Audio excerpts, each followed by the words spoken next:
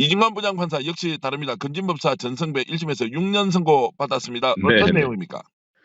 그러니까 이제 그 특검이 구형한 것은 5년인데 징역 이진관 판사님이 더 올려가지고 6년으로 올려버렸다. 그 내용은 그 김건희 선고했던 우인성 판사는 김건희가 통일교로부터 샤넬백 800만 원, 그리고 그라폰 목걸이 한 6천만 원 상당, 그 다음에 샤넬백 1200만 원, 세 개 중에 첫 번째 샤넬백은 무죄다 이렇게 했는데 이진관 판사님은 전체가 다 포괄일죄로 세 건 다 유죄다, 하나의 포괄일죄다.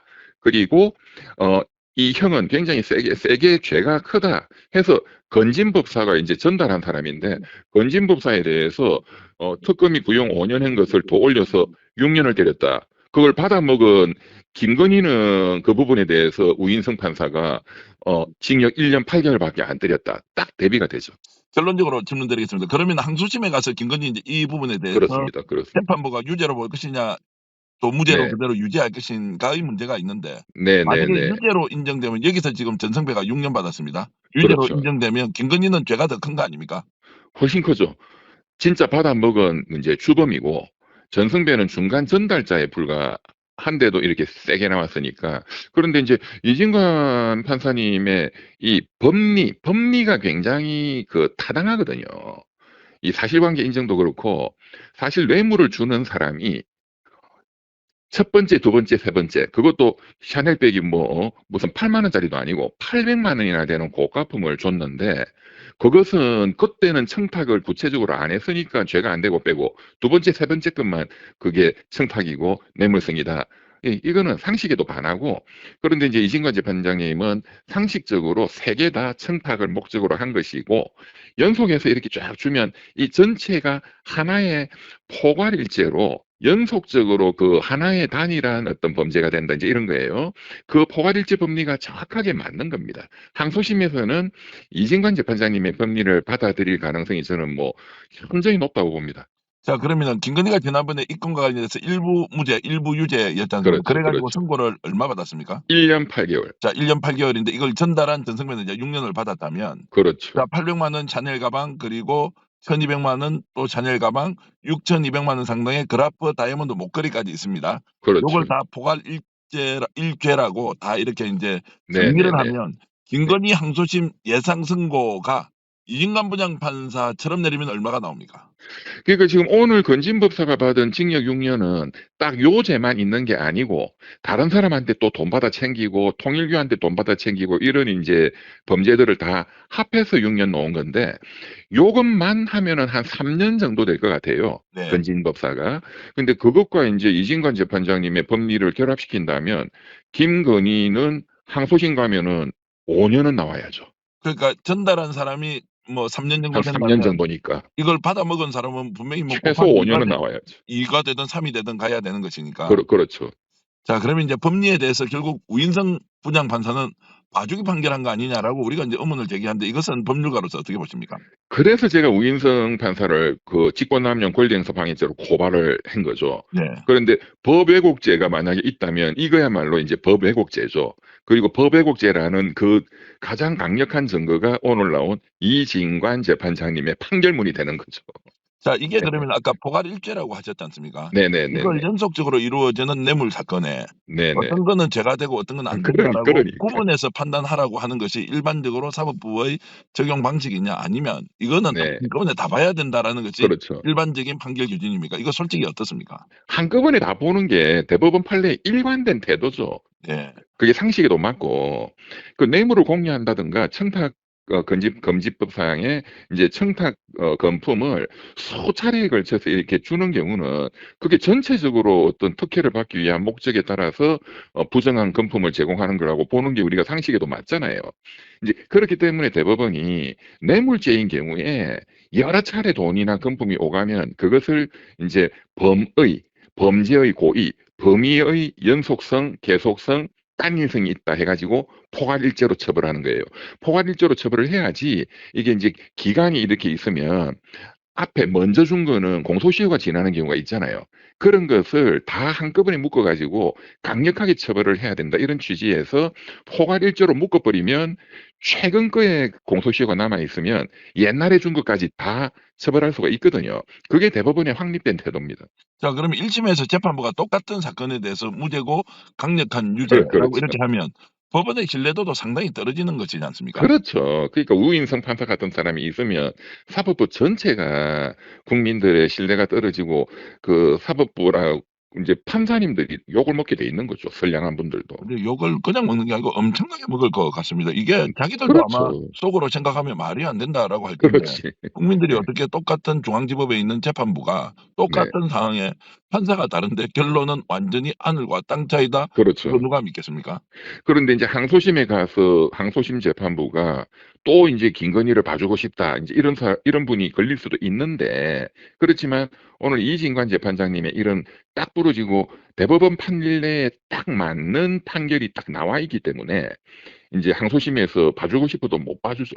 자, 그러면 항소심에서 이진관 부장판사가 갖고 있는 법 논리가 그대로 적용되어서 뭐 죄지만큼 어쨌든 형량이 확정이 된다. 뭐 3 년이다. 김건희는 5년 이상이다라고 했을 네네. 경우에 우인성 부장판사는 무슨 징계를 받고 이런 게 있습니까? 어떻게 됩니까?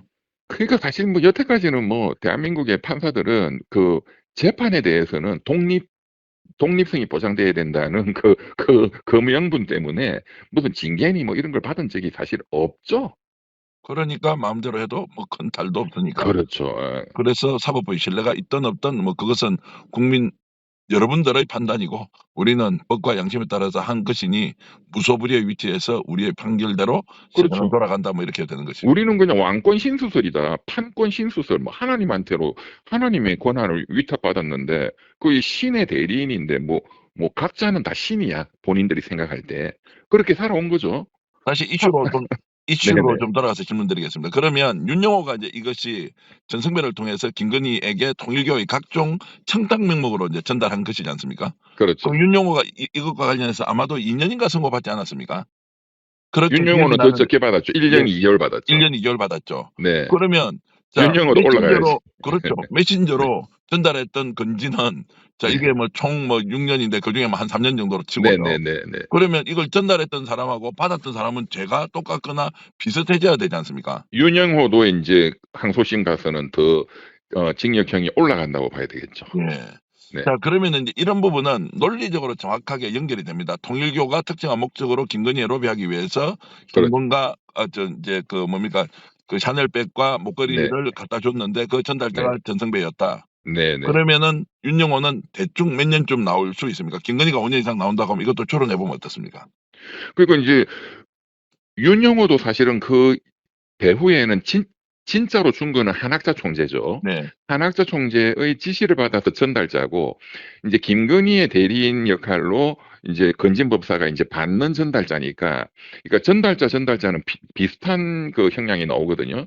그러니까는 인제 요건에 대해서 건진 법사가 3년 정도라고 본다면 윤영호도 1년 2 개월에서 3년 정도로 올라간다고 봐야 되겠죠. 자, 그래서 오늘 판결이 의미가 있는 것은 한학자로부터 출발하고 윤영호의 지시 또는 동의에 의해서 실행이 이루어지고 건진이 전달하고 김건희가 정적으로 받았다는 이 그렇습니다. 사인의 이 쉽게 이야기하면 이 인제 연결 통로가 다 인제 강력한 항소심에서 유죄가 될 가능성이 높다 이렇게 인제 볼 수 있는 거죠. 맞습니다, 맞습니다. 그렇게 되면은 한학자 총재 그분도 아마 인제 1 심이 아직 인제 재판 중인데 선고가 난다면 적어도 요 부분에 대해서는 전달자보다 세게 나올 거니까 3년 요거 하나만 갖고 한 3년 정도는 나올 겁니다.